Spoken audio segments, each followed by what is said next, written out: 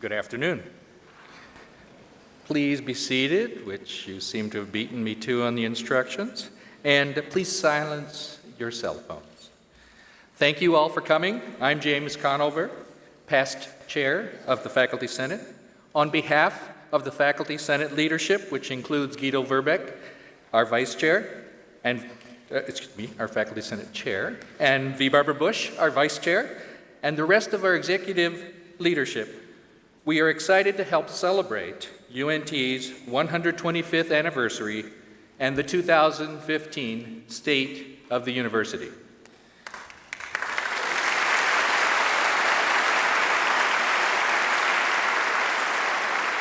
It's my pleasure and honor to be here to open the 2015 State of the University on the exact day we held our first classes above a hardware store on the Denton Square 125 years ago. We're joined today on this momentous occasion by distinguished guests, members of the UNT system, and UNT leadership. Let's please give a warm welcome to our distinguished guests. Audience, please hold your applause until everyone has been recognized. Joining us today are State Representative Myra Crownover, Kamal Fulani, who is here on behalf of U.S. Senator John Cornyn,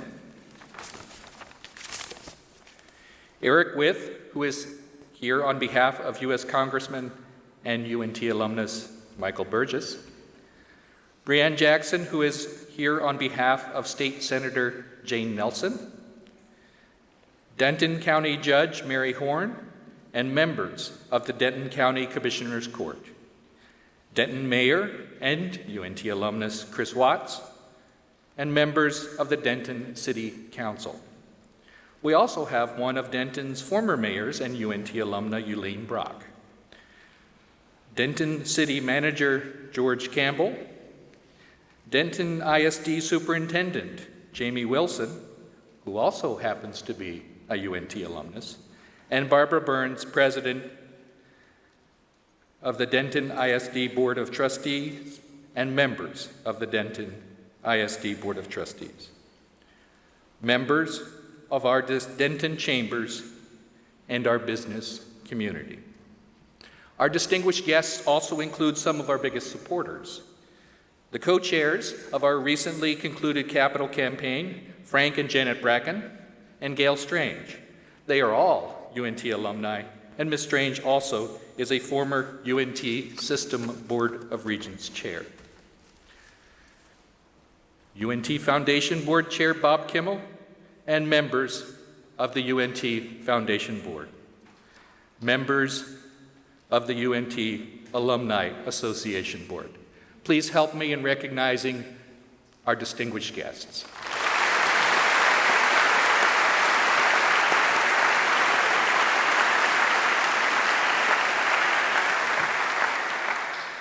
Now please welcome our UNT System representatives.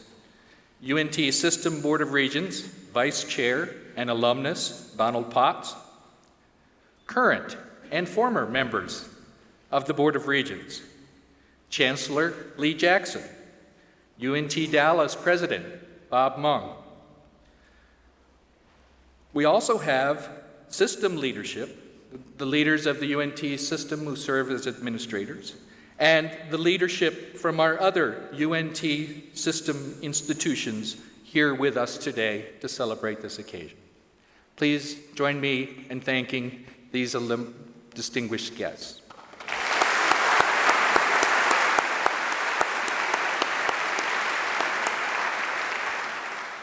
Lastly, I'd like to acknowledge members of UNT's leadership who are here today. President's Council, President's Cabinet, deans, my fellow members of the Faculty Senate, Staff Senate Chair Christy Ormond and members of the Staff Senate leadership, Graduate Student Council President Jesus Valero, as well as other members of the Graduate Student Council leadership, Student Government Association President Adam Alatri and Vice President Chris Lee, as well as other members of the SGA leadership. Please thank you. Help me thank our leadership for being here today.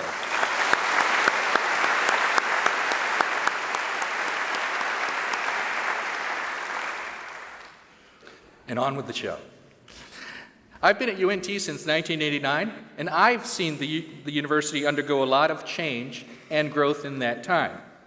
And in the last 125 years, UNT has evolved from a humble teacher's training school with 70 students on the edge of the North Texas prairie to become the nation's 25th largest university and the creative heartbeat of a vibrant city in a booming metroplex.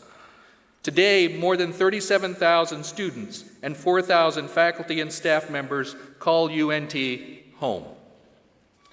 Our 125th anniversary is the perfect opportunity to celebrate how far we've come and dream about how much farther we can go.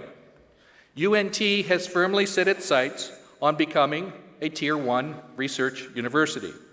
As more of us believe in that goal and commit to it, it has become less of a dream and more of a concrete, attainable vision for our next chapter.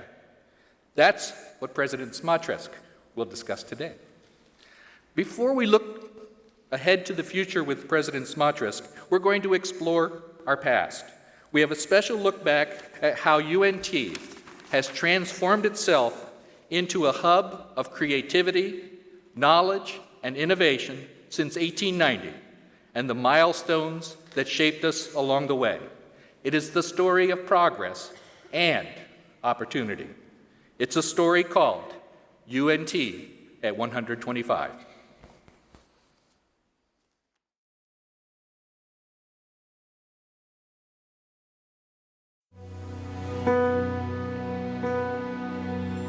It will be our aim to become leaders in the education of the young men and women of Texas, fitting them to creditably fill the most important positions in business and professional circles. So spoke founding President Joshua C. Chilton on September 16, 1890, when he opened the Texas Normal College and Teacher Training Institute in Denton. Those auspicious words, emphasizing leadership, inclusion, opportunity, and service to the state, would echo throughout the history of the University of North Texas. It is a history of 125 years and counting. A story of becoming a thriving institution in the heart of a booming region.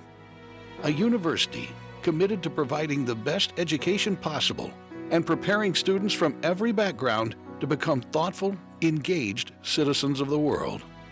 Ours is a colorful story, especially if that color is green. Above all, we're an American success story, one of growth in scope and ambition, in optimism, creativity, and innovation. UNT's inseparable ties to Denton go back to that 1890 beginning, when a group of local business leaders known as the Syndicate purchased 10 acres to establish the college. Before the new campus was ready, classes met on the top floor of a hardware store downtown. 70 students, men and women, attended, and later a group of Creek Indians helped boost enrollment.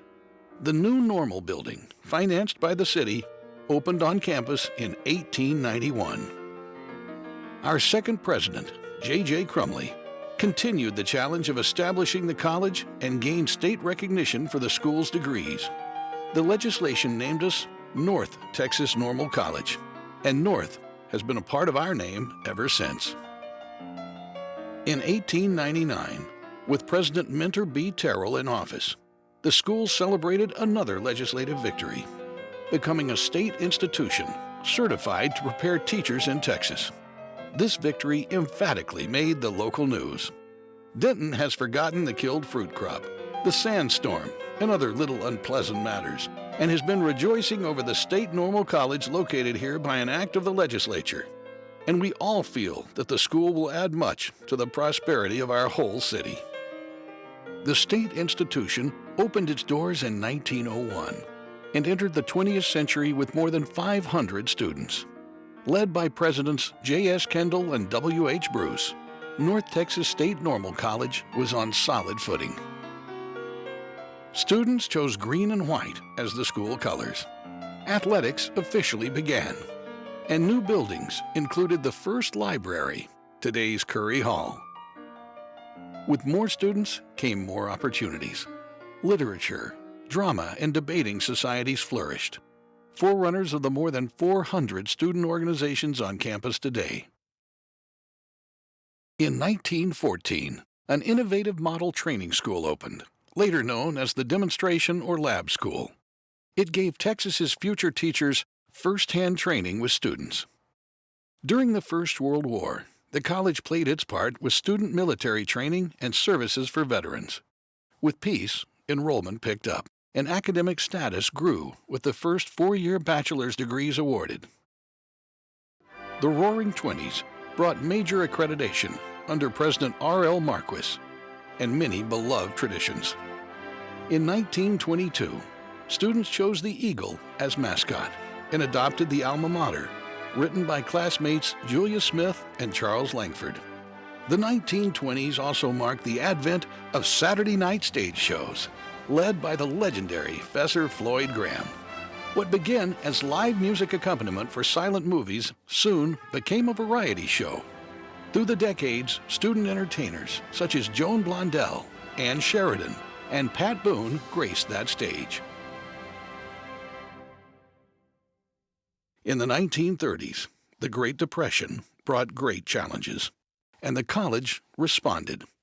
Our first on-campus dorms were funded in part by the Federal Public Works Administration. UNT's focus on sustainability began early on in the biology department. I had a course under Dr. B.B. Harris. He talked a lot about conservation of natural resources. Ideas come from vision, vision back to memory. Grace Woodruff Cartwright, 1929 graduate and first female regent. The college embraced innovative research in the mid-30s with scientists like J.K.G. Silvey, whose water quality studies, some of the institution's earliest funded research, started the rising tide of UNT's passion to protect the environment. In 1935, our first master's degree programs began. Today, UNT is a hub for bio-based research focused on preserving the planet. Enrollment dropped severely during World War II, from nearly 3,600 students to 1,700, and the campus again supported the war effort, housing military training groups, participating in bond rallies, offering a civilian pilot course, preparing women for factory jobs, and providing entertainment for area soldiers. After the war, with the help of the GI Bill, many veterans enrolled. In 1945, President W.J. McConnell organized the first schools and colleges for the institution, which had grown beyond the original mission of training teachers. In 1946, the Laboratory Band was formed, part of a program later called Jazz Studies. Developed from the master's thesis of Gene Hall, who would direct the program, it was the first of its kind in the nation. The 1950s were an age of optimism, opportunity, and fun. North Texas State College saw students dancing the North Texas Push and lining up for tasty Union coffee cake, local fraternities and sororities affiliated with national Greek organizations. The new administration building rose up as an icon on campus, featuring a clock tower complete with carillon. President J.C. Matthews presented the school's first doctorate to education graduate Harold Hitt in 1953. The 1950s also brought social change. The first African American student attended in 1954, when the college admitted A. Tennyson Miller to educational doctoral classes. In 1955, would-be transfer student Joe Atkins had the courage to file a lawsuit that paved the way for African American undergraduates to enroll. The first was Irma E.L. Cephas in the spring of 1956. I would like to say that I'm happy to be a student on the campus of dear old North Texas that exemplifies the true Texas spirit, because certainly every hour that I have spent here has been a pleasant one. The first freshman class of African Americans that fall included Abner Haynes and Leon King. The two athletes joined the freshman football team, making it one of the first integrated college sports teams in Texas and the entire South. In 1961, the college officially became North Texas State University. Acknowledgement that we were transforming into an academic institution of the first order. The University Day celebration featured speeches, dancing, and the ringing of the victory bell. Also heard in the 60s, the 1 O'Clock Lap Band, named for its rehearsal hour. Thriving under famed director Leon Breeden, the group played the White House in 1967, sharing the bill with Duke Ellington and Stan Getz. At the White House, John Wayne and his wife were most complimentary. John D. Rockefeller IV and his wife, Henry Ford II and his wife, they couldn't have been nicer. They were intrigued that jazz was being taught in the colleges. They couldn't believe it. The band began performing internationally, and in the 1970s would garner the first of 6 Grammy nominations to date. Academic opportunities and achievements grew as well. The university awarded its first PhD in science to chemistry graduate Linda Truitt Cray in 1967. Athletics also prospered. In the 1960s, the Mean Green nickname took hold for the football team thanks to a punishing defense. One of that era's players went on to a legendary pro football career with a nickname of his own, Mean Joe Green. Our university is never isolated from the larger community. In the 1960s, the assassination of John F. Kennedy, the struggle for civil rights, the murder of Martin Luther King Jr., and the Vietnam War spurred vigils, marches, and protests, and the campus felt the influence of a burgeoning counterculture. In a decade of energy crises and gas lines, the campus observed the first National Earth Day in 1970. The year also marked the founding of the Institute of Applied Science, dedicated to environmental research and eventually housed in the first green building on campus, the Environmental Education, Science, and Technology Building.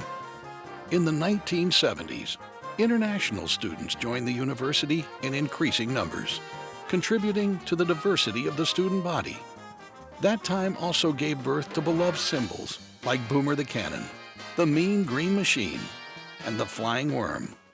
They supported the Mean Green football team, which kept winning with renowned coach Hayden Fry. In the 1980s, led by President and Chancellor Alfred F. Hurley, the university set a course for becoming a national research institution, bringing distinguished faculty and research to campus and contributing to the success of our region, state, and nation. Over the years, the research and scholarship enterprise has expanded to include plant science, materials science, engineering, computational chemistry, and logistics, just to name a few. The university championed academic excellence in the 80s with the founding of the Classic Learning Corps, one of the precursors to UNT's Honors College, and TAMS, the Texas Academy of Mathematics and Science, became the nation's first accelerated residential program of its kind for high school students ready to start college early. By the time we celebrated our centennial in 1990, we had officially become the University of North Texas. In the decade that followed, our impact grew as the UNT system was established. With UNT as the flagship, the system now includes the UNT Health Science Center at Fort Worth and UNT Dallas, along with UNT Dallas College of Law. In 2001, UNT purchased what would become known as Discovery Park, a home for the engineering college and the largest university research park in the region. Today, with 12 colleges and schools, UNT is a pace-setter in finding multidisciplinary, innovative solutions in energy, agriculture, nutrition, medicine, and many other areas. With more than 37,000 students, we are the 25th largest public university in the nation, the largest university in the North Texas region, and one of the country's most diverse. We have come a long way from 70 students above a hardware store. But the vision of founding President Chilton to become leaders in the education of young men and women rings as true as ever. Today, our 16th president, Neil Smotrisk, leads a UNT that aspires to national prominence as a research institution, offers the best education, and remains vibrantly tied to the North Texas region and our Denton community.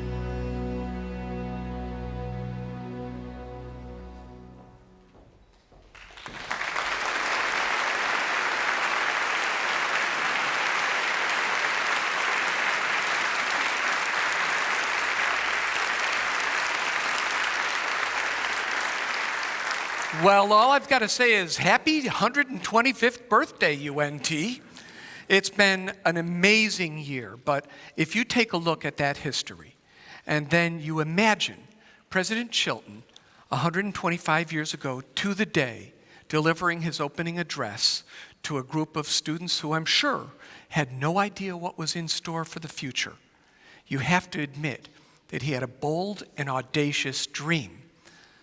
Who could have thought that we'd be a university of 37,000 students with over 300 alumni, a university with students from 50 states and 130 countries, a university with so many things to brag about: National Merit Scholars, Career Award winners, Fulbrights, faculty with National Academy distinctions, Goldwater Scholars, Terry Scholars.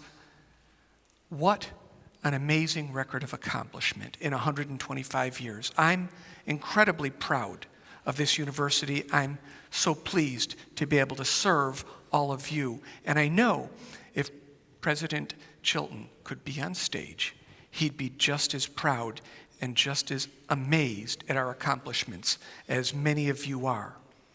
Well, we have a lot to talk about today, and we want to review a little bit of our progress, where we've been, what we're going to be doing, and some of the benchmarks that we discussed last year. I think it's important that every year we concretely assess where we've been, how we've influenced our numbers, and where we're going to go. And so if we've done a lot in 125 years, let's not forget the boldness of the vision of President Chilton, and let's embrace a vision to become yet more in our quest for national prominence and our quest to be the best, not just in Texas, but anywhere. I'll start by talking a little bit about what we said we were going to do last year. Last year, we developed a new planning process, one that I said we would turn the wheel on every single year. That planning process was remarkably fine-grained for a university of this size because it had to be. We had an awful lot of very grassroots, in-the-weeds activities that we needed to perform better in, and we had a series of challenges that we had to face. When we created this list of tasks that we had to accomplish, I said, we have 2, maybe 3 years worth of work here. This is a long list, but I know that if we pull together, work as a team, that we're going to get a lot done. I had no idea how much we would get done, and in the words of Bob Brown, when I look at this list, I know why I'm tired. So, let's talk a little bit about what we did. First, we had a little bit of a financial issue, and we needed to achieve financial stabilization. We needed to reconcile our books. We needed to develop better mechanisms for doing what we should have been doing all along. And in fact, we've made remarkable progress. We also said we'd best improve our revenues and begin replenishing our reserves. Again, you'll see shortly that we've made a lot of progress in that, and we've done it in partnership with our system friends. I'll talk more about that in a second. We made a series of critical hires in our cabinet and for deans that I think bring exciting dynamic leadership to the team and stability to the institution. We worked hard to reorganize virtually every single vice presidential area, and we did it while cutting administrative costs and improving our efficiencies and our performance. We developed a planning implementation process. That's what we're doing today, is reiterating for the crowd exactly what we've accomplished in a year and letting you know what we're going to be doing next year. We budgeted, even in a difficult and challenging time, we budgeted modest increases for faculty salaries and staff salaries, and we'll talk more about that in a second. I personally went to listening sessions with every single department. They were arguably the most rewarding conversations that I had all year. Our faculty are amazing. I will put them up against any faculty anywhere. They have hopes and dreams that exceed mine, and they want to be great and associated with an institution that's strong and can deliver. I really respect what I heard in these listening exercises, and I think today you'll see that we're going to embody that in the plans and vision that we have going forward. We also had a remarkably successful 84th legislative session, and I would be utterly remiss if I didn't add some praise to our governmental affairs folks. Thank you, Ray, Jack. You did an amazing job for us, and you helped a rookie get his feet wet in Austin, and I really appreciate it. And then, having gone through some of what I would call the most successful session we've had in years, we also had a little bit of a challenge to overcome. And I'm going to say, in addition to seeing significant increases in funding and tuition revenue bonds, we resolved our proportional benefits challenge. Now, I don't want anyone to here to think that was a trivial task. And I think we owe a huge debt of gratitude to our Chancellor, Lee Jackson, for the very, very hard work that he did with his cool, calm, thoughtful, and methodical approach to helping the state realize that there was a challenge, but that we were able to take that challenge head on and resolve it. And so I'm going to say, Lee, we all deserve to give you a big round of applause and thanks.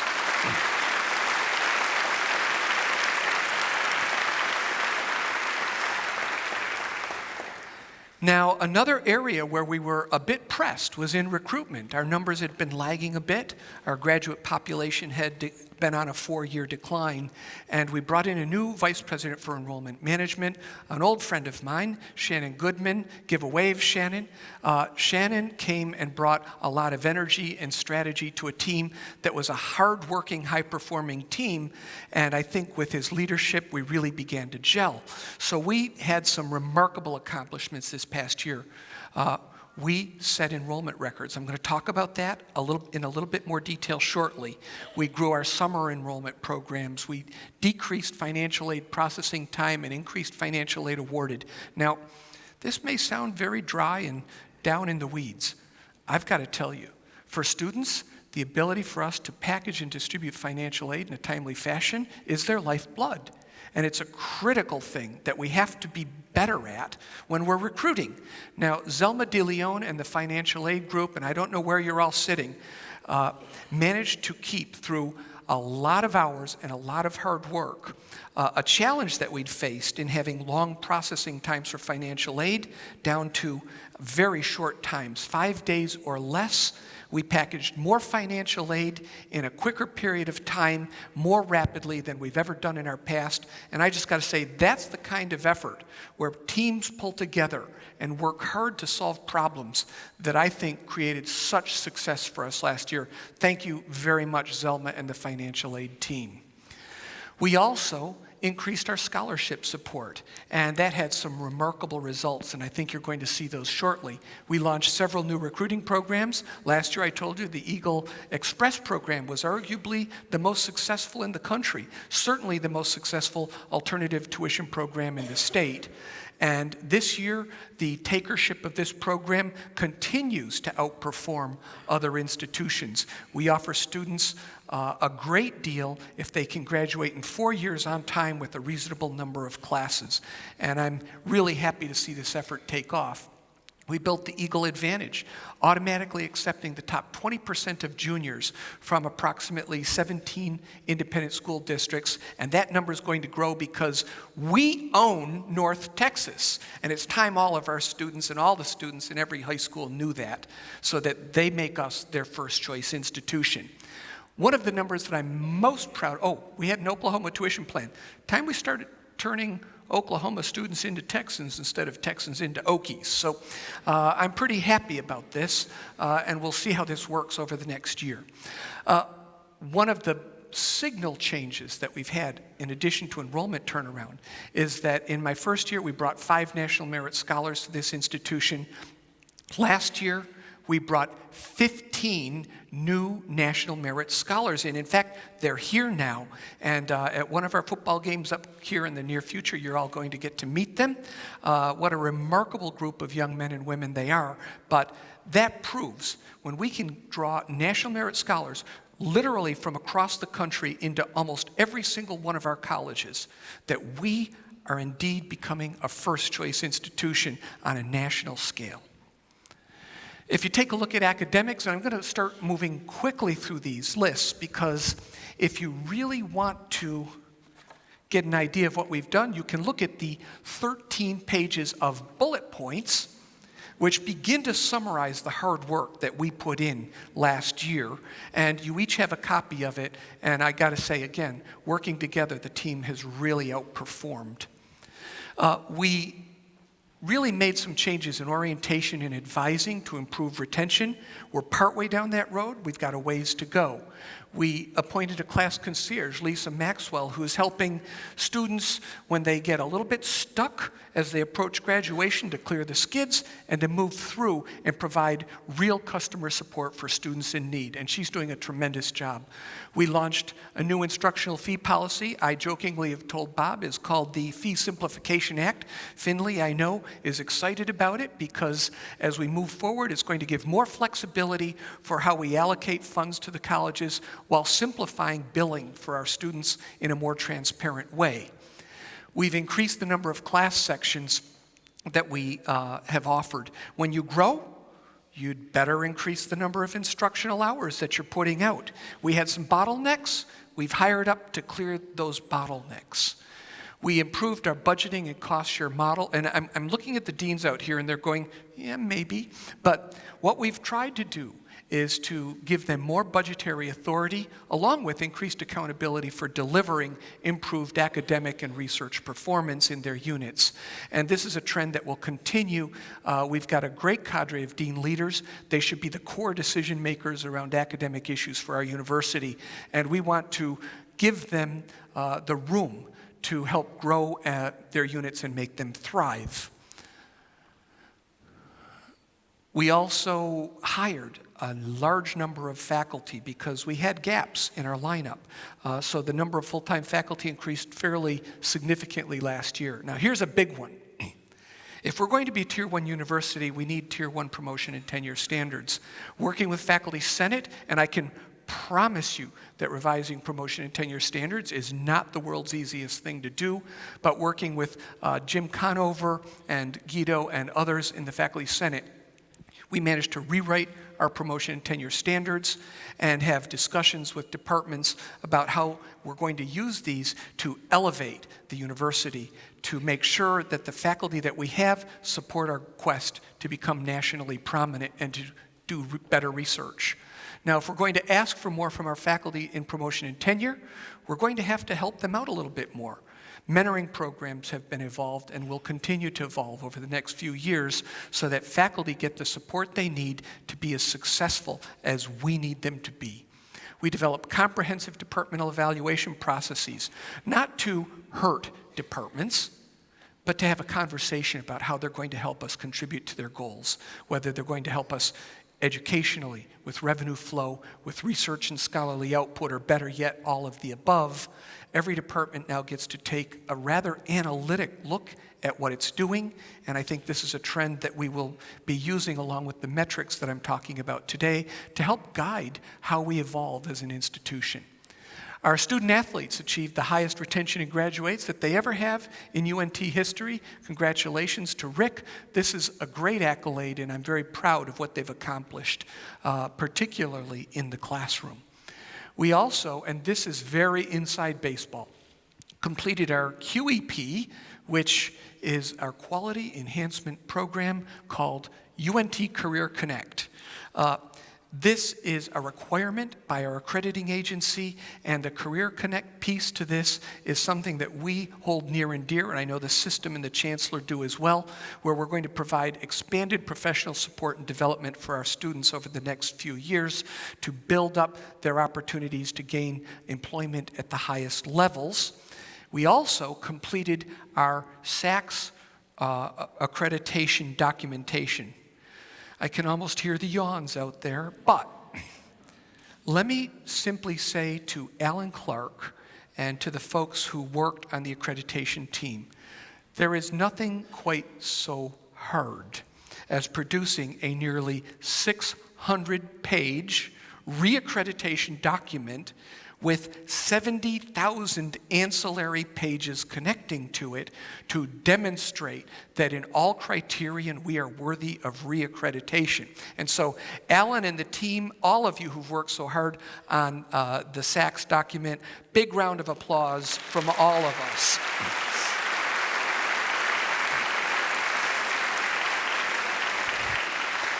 And that may be the first and last time Alan and Finley hear rounds of applause for reaccreditation, but it is important to us, and we're going to do a bang-up job on this because we're proud of what we've accomplished. Research. I'm not going to tell you we got everything that we needed to get done in research, but we got some darn good starts. We're in the process right now of searching for and will shortly hire a new VP for economic development to better connect us to industry and to take ideas and intellectual property through the tech transfer process to create more small business startups. We're behind the 8 ball on this. We need to catch up.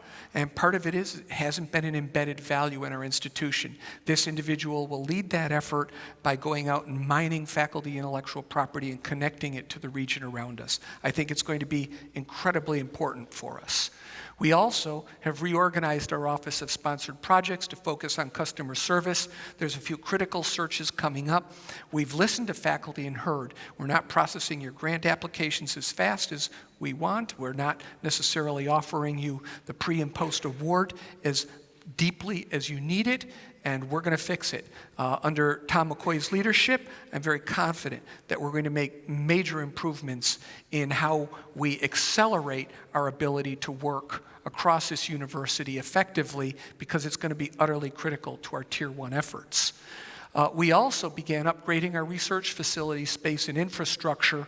We are further trying to increase the number of collaborative work groups we have. And again, Tom's also launched some programs to build research centers of excellence, and we have some remarkable faculty and some remarkable achievements in a number of key areas that we're going to use as a nucleus to build around, whether it's logistics or material science, biodiscovery, autism spectrum disorders, applied research. We have a number of very, very promising areas, in some cases, areas that we need to invest in. We also did something, I think, that was pretty telling and pretty important in terms of how we're going to be able to recruit and retain graduate students. We weren't necessarily nationally competitive with our stipends or with the tuition waivers that we offered. We agreed to accept a fairly large investment challenge to offer more complete tuition waivers to our students. This should allow us to recruit not just more students, but higher quality students, because high quality doctoral students are the lifeblood of a research institution. And if we're going to compete, we need to compete with the best. And I think our new programs are going to help us to do that. Engagement, well, improved media coverage, much more media coverage than we've had in the past. Not all of it as good as I'd like, but not bad. Expanded marketing efforts. You've probably seen some of our billboards as you sit in traffic up and down 35. And of course, a much greater social media presence. If you haven't done it yet, you need to follow at UNT Prez and help boost me over the 8,000 follower mark, as well as continue to make me the most highest impact presidential tweeter in the United States. What's happened? So that was from the School of Shameless Self-Promotion.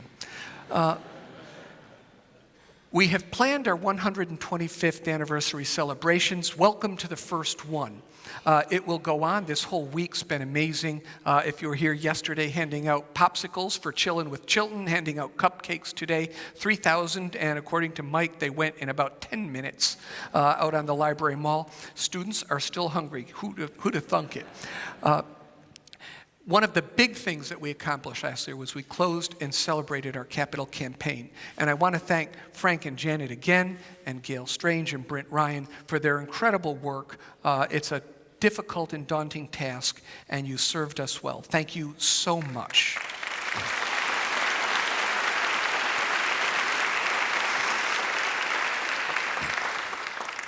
Under a new leader in the Vice President for Advancement Office, David Wolf, we have begun to make moves restructuring our relationships with our Alumni Association and our Foundation Board so that we can become more facile, better able to raise money, and most importantly, we can reconnect with alumni that we've lost over the years. With 300,000 alum, we need to do a much better job in making them feel proud of what they've accomplished when they were here, making them understand the benefit that this university gave them and the edge we gave them in their lives, and making sure they feel welcome on campus anytime and that they're part of the Mean Green family. We also increased the number of alumni events that we've run. We had some really great events, and I think they were typified by the event that hosted over 3,000 of our students and alum at SMU last weekend. The event was great. The game, not so much. Infrastructure. We, as I said before, received a tuition revenue bond for a new building. This CVAD building isn't going to be yesterday's art building. It's going to be the building that launches us into a creative future, a future that combines technology and creativity and comes up with something pretty amazing to meet the modern workforce demands of a high-tech economy in our region. And Texas is now the second biggest high-tech economy in the country. We purchased Gateway Properties, AKA Second Save, and are looking at others because we need to control our gateway, and we want it to be beautiful and welcoming, and we want it to be a wonderful presence from the road, and I think you're going to see major progress in that as we get into our plans for this year. We developed a number of space plans that have been a little bit jammed up. We're starting to clear the skids to reorganize ourselves internally on campus. We've improved the campus appearance and parking lots, and I need Dave Reynolds and the ground crew. You have done an incredible job this year. Our grounds have really gotten much better. I remember early on in the year, the Chancellor and Dave and Bob and I took a ride around in a golf cart, and we kept pointing, well, that area, they all needed improvements. And by golly, you got it done. And now I think we're really looking good. The students who walk onto campus for the first time often remark to me, this is a beautiful campus. In fact, there was one student who was out of TCJC, and they said, well, I was originally going to consider one of our competitors to the south, happened to be located in Tarrant County, and us. They said, I got to campus, and this is like a real campus. You have trees and everything. So I will just say, the beauty of our campus is important, and I think we're a giant, modern university with everything it offers, but with the look and feel of a beautiful liberal arts college, and that's something that we're proud of, and it's something we want to keep. We have completed a study on deferred maintenance. Sounds boring, very important, because it's how we keep our buildings functioning, and as a result, we've now doubled the number of dollars and projects that we're committing to make sure that the campus stays functioning at the highest levels. We're working, this is kind of deep stuff, but really important. We have shared services between us and the system in areas like HR, business services, accounting areas. We've worked, I think, fairly effectively to identify the resources. We need to be good partners. I know that the system is committed under Janet Waldron to do the same kinds of things. And this is a work in progress, but it's one that we will continuously strive to improve in and build better customer service around. We've worked with the UNT system to develop our accounting, financial, and HR systems. Thank you very much, Luis. I saw you out there somewhere. We've dedicated resources to planning and improving our data management. It's hard to run a university if you don't have data to make decisions. We didn't have adequate data management systems. We're about halfway there. This is a major process, and we will be completing it over the next year as one of the highest priorities we have for our IT and systems computing group. We've created we've also adopted a customer relations module. I'll give you that a little more on that in the future here, but a university of our size and scope needs to be able to not just get interest from students, but be able to respond in a very real-time way to them. The same way Amazon bugs you if you buy one thing. Do you want another vacuum cleaner bag? I mean, it comes to your email. We need to be in touch in modern electronic ways, and I think that this project will make a giant change in our ability to recruit top-quality students from all over the country. We have created a master plan for Greek housing. I'll talk more about that later. We opened Rollins Hall, and here's a great bit of news. And again, congratulations to Tom and Elizabeth in Student Affairs. We opened up a brand new dorm. We got students moved in by the skin of our teeth for the start of class. And we opened up this semester with our dorms actually over capacity. They were filled so full. That is the sign of robust good health. Now, the problem is we've got some old dorms we need to fix. So we're going to have to start talking more about major dorm facilities. And I don't think we can chip away at it with 300 and 500 bed dorms. We need to be talking about 1,000 bed facilities, or else we're never going to get ahead of the curve and be able to take some offline. So you'll see more about that in a little while. We have been working on a number of other upgrades, and I know you're all fascinated with our street repairs, but I won't bore you with the details. They're going to get better, and we are really working hard to make sure that our facilities pricing and service is at a level that it ought to be, and that has been a bone of contention between the academic side of the house and the business side of the house, and one that is going to get better rapidly. And along with that parking comment, I know parking's perfect, and no one has any complaints. I haven't heard one word from students. I'm lying. But parking is always a big issue on a campus like ours, and we're doing a lot to make sure that we're going to have an adequate plan through parking and transportation studies that are rolling forward right now. In fact, if you were out in the student mall yesterday, students were able to register their opinions about parking and transportation and what we needed in a very open way that I thought was quite engaging. So, how did we move the needle as a result of all this hard work? Because if you don't move the needle, well then maybe you just didn't get it right. Last year I said that we would be talking about comparing ourselves on an annual basis to a series of peers. Texas peers, national Tier 1 universities, and national peer institutions. So the one in yellows is the target. That's our aspirants. However, there are some remarkably good schools in the Texas selected peers. One of them is a Tier 1 institution already, University of Houston. Let's talk very quickly about this. This data will be available online. Everyone's going to be able to look it up. We're going to fearlessly put it out. The problem is we put out data that's 2 years old. Why? Because that's as updated as you can get with nationally normed data. I told you we'd measure 23 metrics that were relatively important and data that we could get, and we'd look at them every year, not just compared to our peers, but we would compare ourselves to see how we were doing. If you take a look at revenues, one of the major factors, again, 2-year-old data, and you'll see we've done significantly better in recent years. Our revenue production is behind our Texas comps and our Peer 1s, although we have closed that gap a tiny bit. A lot of those differences aren't due to the state funding that we received. They're due to gift funding and they're due to research funding. So you can see if we look at our total average annual gifts, and this is 2015 numbers that are updated, we produce less than our Tier 1 aspirants much less than our Texas comps and about the same as our national comps. Clearly, in our pursuit of Tier 1, we're going to have to up our game in terms of fundraising. We also can look at educational outcomes. And I'm going to say this is one of the graphs where if I could fast forward 2 years, because this is 2-year-old data, you'd see some real serious progress. But we don't have the kinds of retention rates we need. We're low.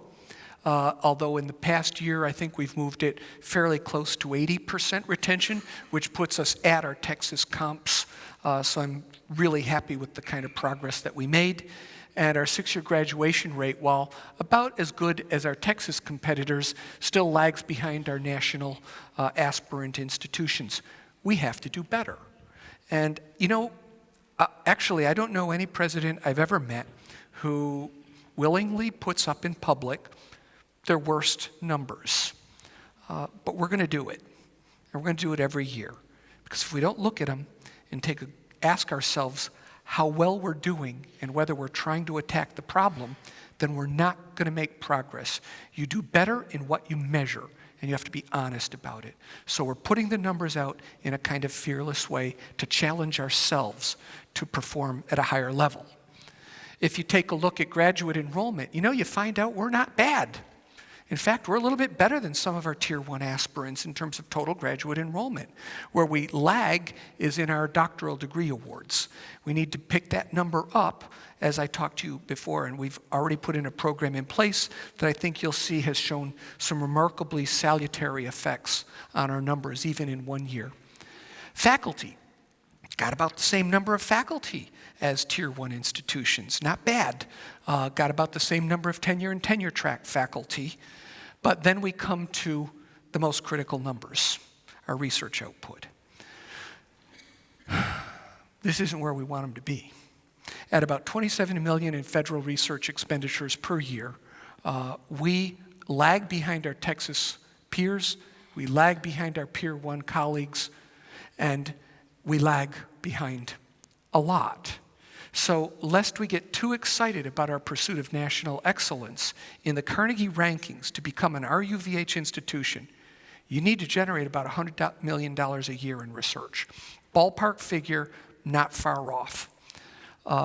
We have to pick it up. And in order to pick it up, we have to really assess why we're where we are. The biggest single factor is the total number of people who are generating this type of research dollar.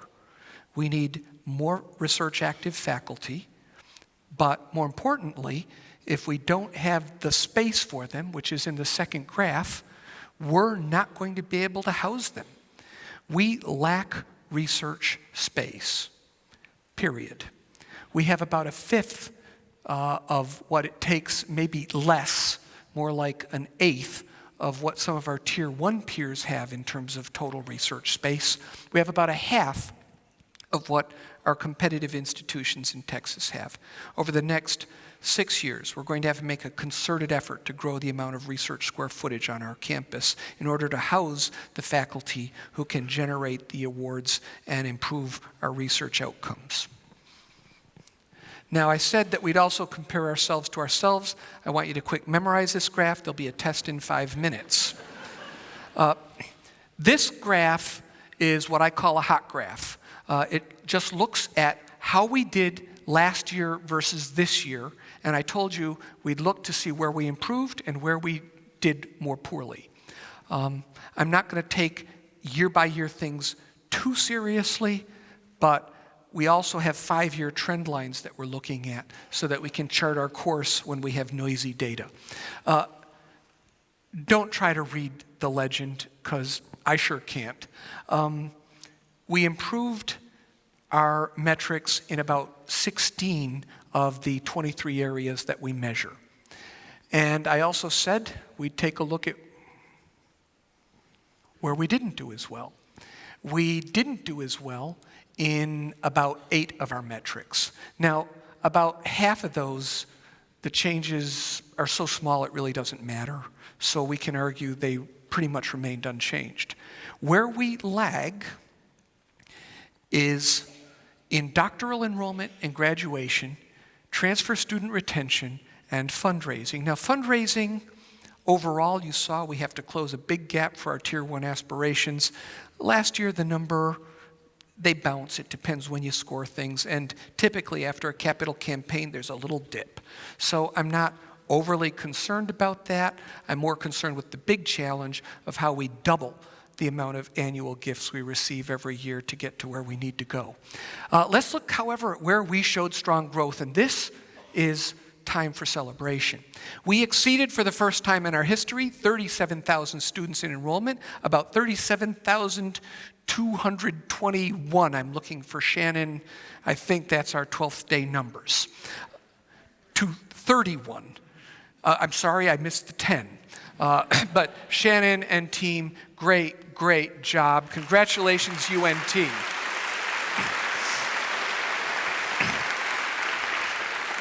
One of the signs of a healthy university is that your freshman class is growing and their qualifications are improving.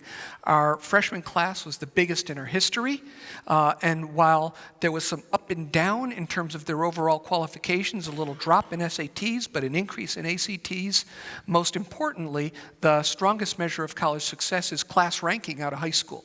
We improved significantly in terms of the number of students in the top 25% of their class, and I think this is an incredibly positive sign for the future.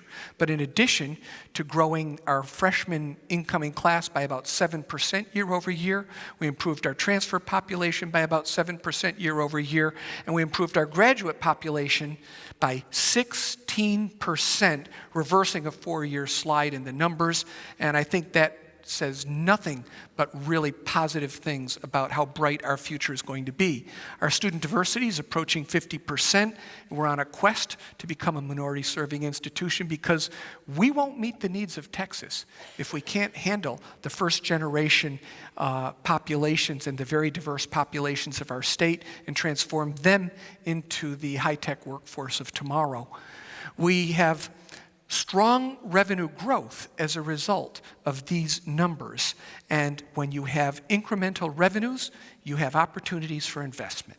And that is really what we're going to be talking about here in a second.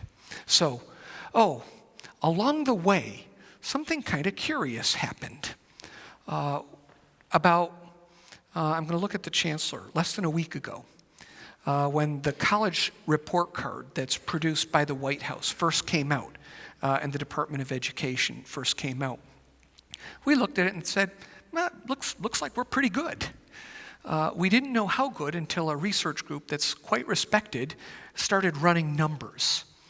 And again, I'm going to say, I'm not going to take these too seriously right now, but what they tell us is that the University of North Texas is the most affordable college amongst all research universities in the country in several income categories and ranks in the top 10 overall of over all incoming student income categories. So this just confirms what you all knew.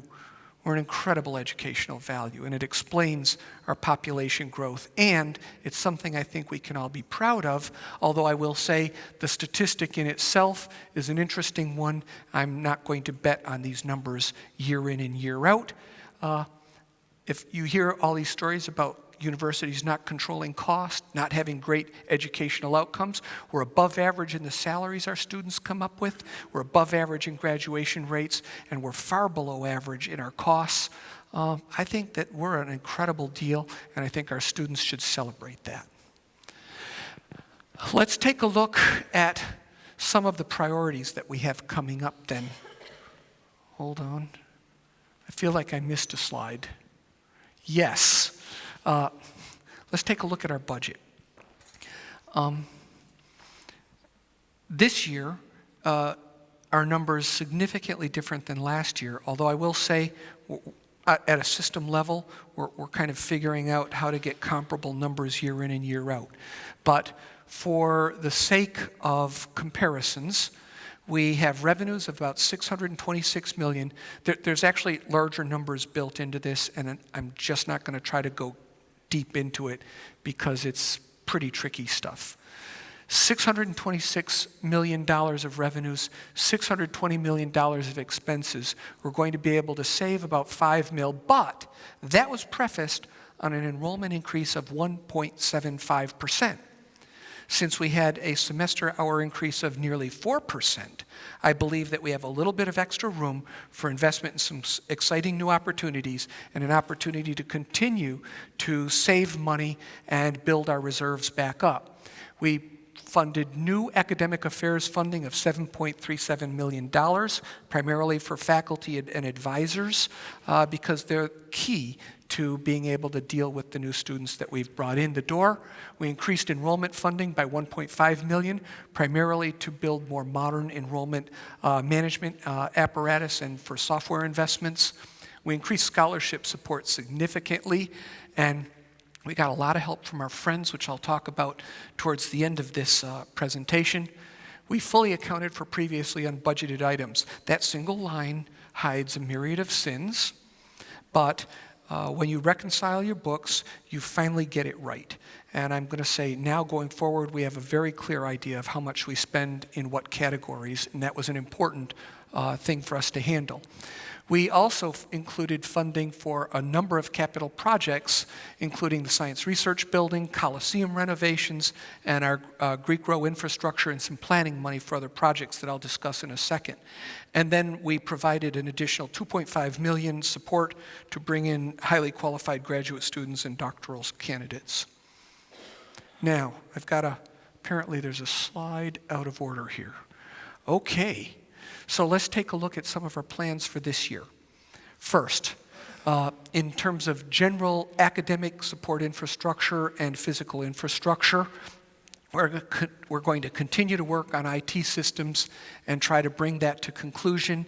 We're going to continue working with our system colleagues. We're going to plan new residence halls, which I've just discussed, renovate the Coliseum. And I'll say, I put this in quotes because it's not official, but given that our alma mater talks about the quarter of years, it would be nice to have a celebration of that in the walkway that we plan to build through campus, which we've occasionally called the Chancellor, the Green Brick Road, but we'll have other names for, I'm sure, in the future. We're going to create a visitor center, and we're going to work hard to develop our unique brand and identity. In education, we're going to finish planning and implementing a one-stop student success center to help students who have pre-professional aspirations in areas like engineering and business to gain the core skills they need to be successful. Rather than throwing them into classes that they're not quite capable of handling, we're going to build their strengths, fill their gaps, and allow them to enter high-tech professions. We're going to grow our enrollment and continue recruiting high-ability students. We're working towards minority serving institution status. And then we decided it was time that we actually spread our wings just a bit.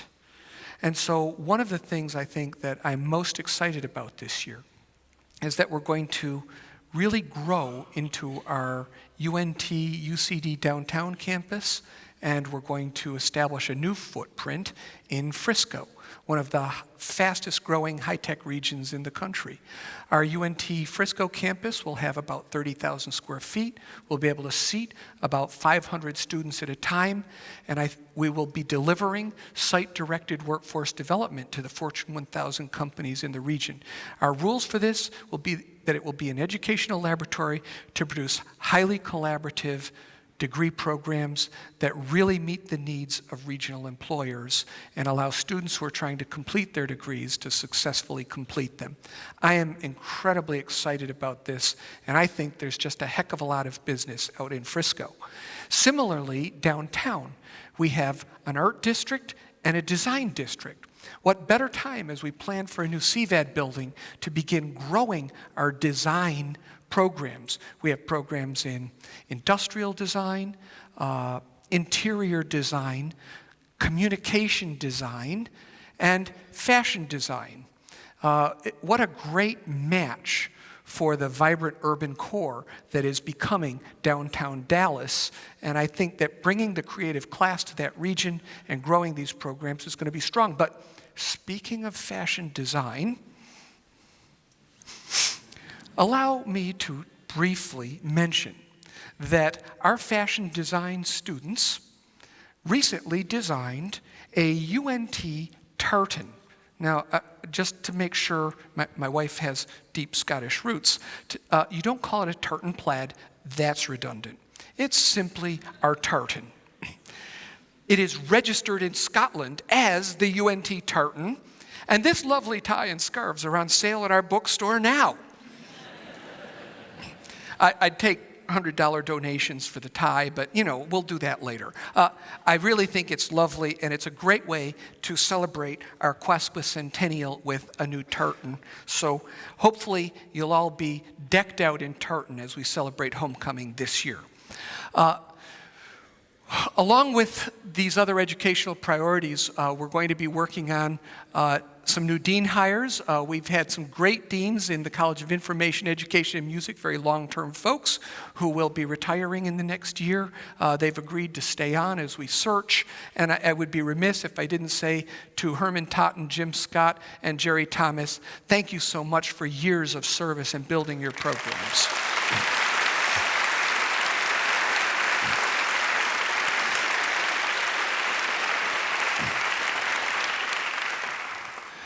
We're going to work on growing our summer into a third semester. Of course, I mentioned sax. We're going to have a great sax visit here this spring.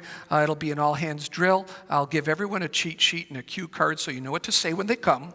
But I think it's going to be a really exciting opportunity for us to affirm nationally how good we are and how much progress we've made.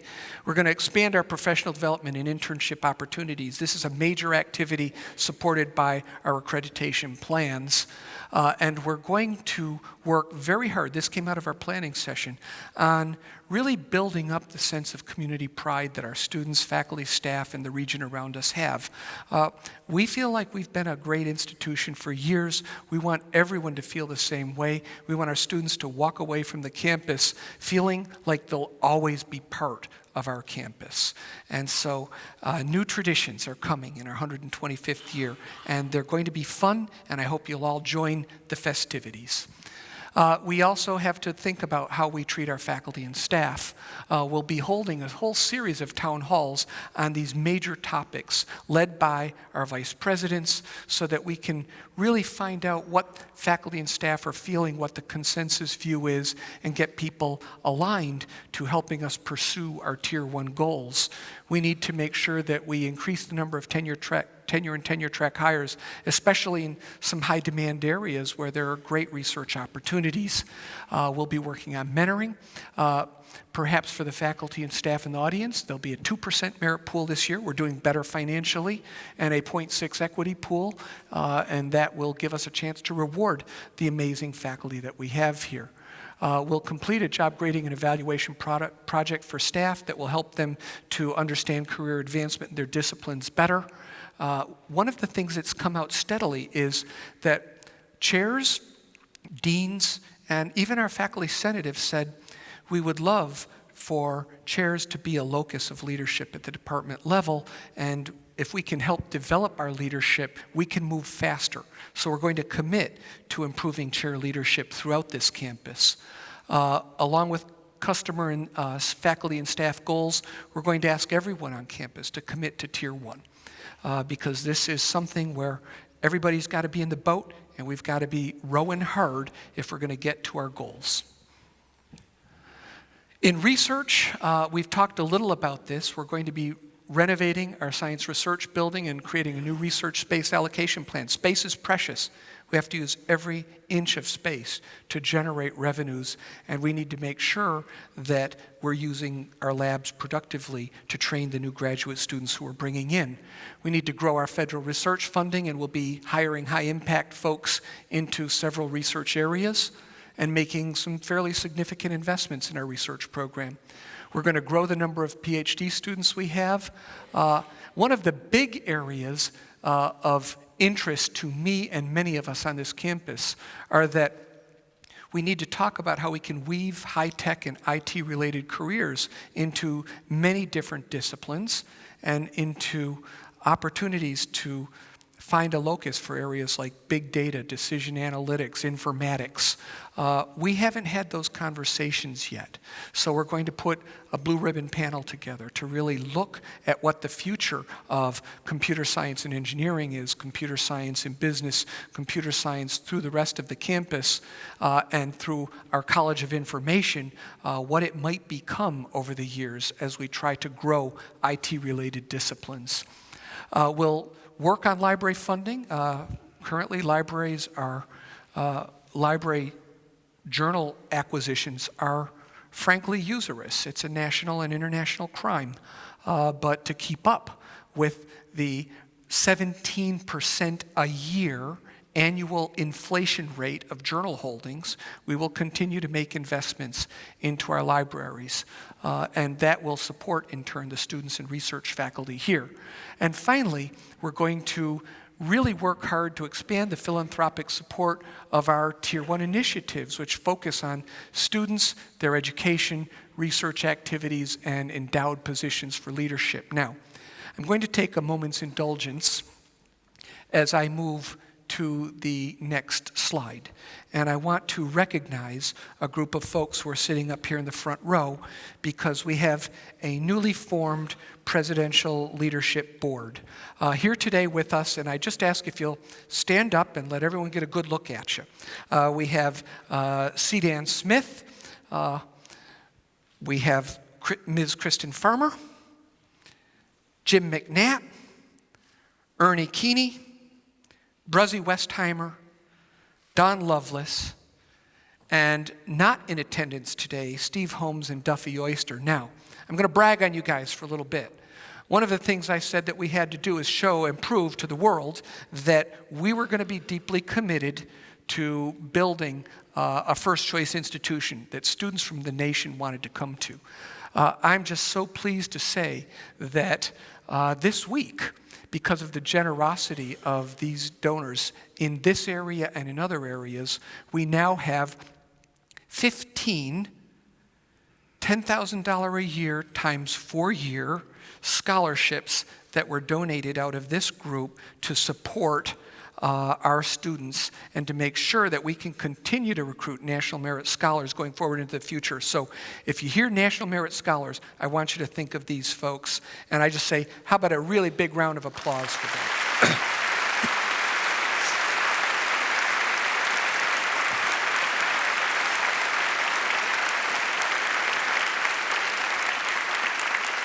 Now, you would be wrong to think that's all they've done, because each one of these people has given not just their gifts in dollars to the school, but they've given their passion to this institution. And it's that abiding passion that creates the difference for us. When we look at research programs, if we're going to get to where we need to be, we need your generosity, but more importantly, we need your commitment, your passion, and your belief in these programs. Every person here has given, whether it's Bruzzy in areas that influence student affairs and some of our artistic activities, whether it's CDAN and some of the athletic things that we've done, whether it's Ernie, who has been one of the most generous givers here, and Kristen, who's Kristen Farmer Autism Research Center and the new group that's growing up around it is working so amazingly. I want to pick on Jim McNatt for a second, however. And I want to say, Jim saw the need and appreciated how gifts that provided leadership support to the institution could really make a difference. And so he has, and by the way, all of these folks are what I call crossover donors. They give to athletics, they give to academics, and it's a beautiful thing. Jim has not only given significantly in athletics, but has given in the past couple months, $2.6 million to really transform our athletic programs, and has just recently named the Jim McNatt Logistics Research Institute, which has Terry Poland smiling with a $1 million trip-eligible endowment that could grow into $1.75 million to launch our number 3 or 2 rated logistics program into top spot in the nation. And that's the kind of gift and that's the kind of passion that I think makes a deep difference. So congratulations to you. Thank you so much.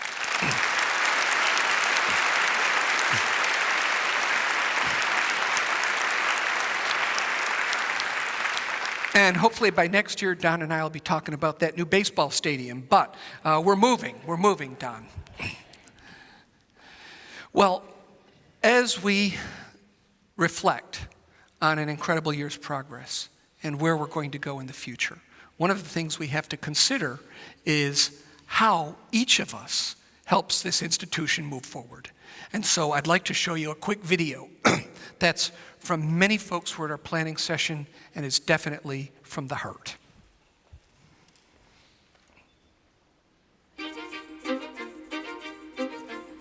To help UNT close the gaps, I will embody the UNT spirit in everything I do every day.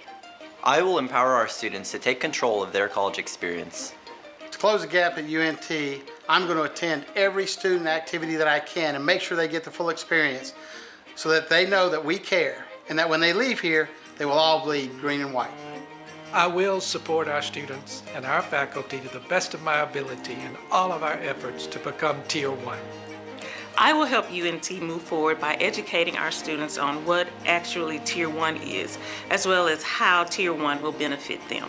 I will help UNT close the gap by increasing funding and support of undergraduate research and by better connecting undergraduates and research mentors. I will engage students in undergraduate education to get into graduate school. I will help UNT close the gaps by developing collaborative relationships between researchers on campus, as well as across multiple universities in Texas, and also work with those companies that will be engaged in our ongoing research. I'm going to help UNT close the gaps by using the voice of the student body. So I want to take that from the students and give it to the administration, and also inform the students of what's happening with the administration so they can be better informed and more appreciative of the things that we do here at the university. I shall help UNT close the gap by being a proactive player rather than a reactive one to achieve the goals in the university and bring us to Tier 1 status. Okay, I will focus on working with my colleagues, the president and the cabinet, on building research infrastructure. Basically, that is faculty, staff, students, space, and facilities. I would make UNT a better place by doing my job. My job is doing grounds, and we make this place beautiful for the students. I will create innovative programs that support student and faculty success. I will help UNT move forward by spending 15 minutes with every student. A conversation can help make a difference in every student's experience here. I will help UNT close the gaps by removing barriers outside the classroom for students that affect them inside the classroom. I'll encourage my fellow students to strive for excellence. To help close the gaps, I would like to meet the students where they are and identify traditions that they create and help foster them. I look forward to helping people to be able to feel comfortable coming to campus and getting to where they need to be. I will work with the foundation to help the academic side with the projects that's necessary to help them close the gaps. I'm going to help UNT move forward by making time every month to have face-to-face meetings with students to make sure that they understand the institution and the people that work at this institution care about them and make sure their needs are met. I will help UNT advance by connecting donor passion with university accomplishments. I'll provide meaningful service to help students understand how to pay for their education. I'm going to move UNT forward by looking for opportunities to share the UNT story and share. I will help UNT close the gap by supporting the incredible team of people who are here, who believe that we're the best university community in the country, and who understand that we are destined to be nationally prominent in our own unique way.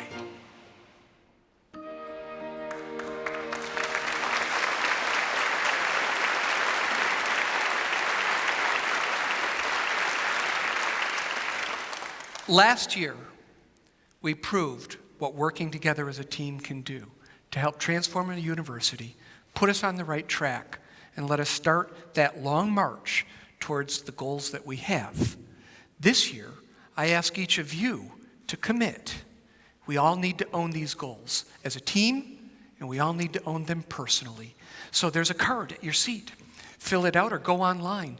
Tell us and share your story about what you'll do to help us to reach our Tier 1 goals by improving the educational outcomes for our students, the research and the service that we perform for the community and world around us. You know, last year, we did what we had to do so that this year we can do what we want to do.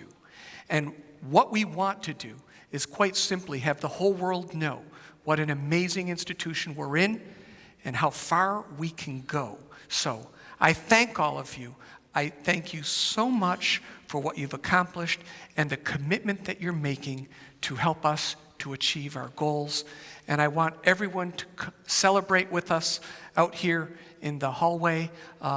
We're having a big 125th party, and if you will all please join me now in a quick round of applause for all of those who've made a giant difference in our university. Thank you very much.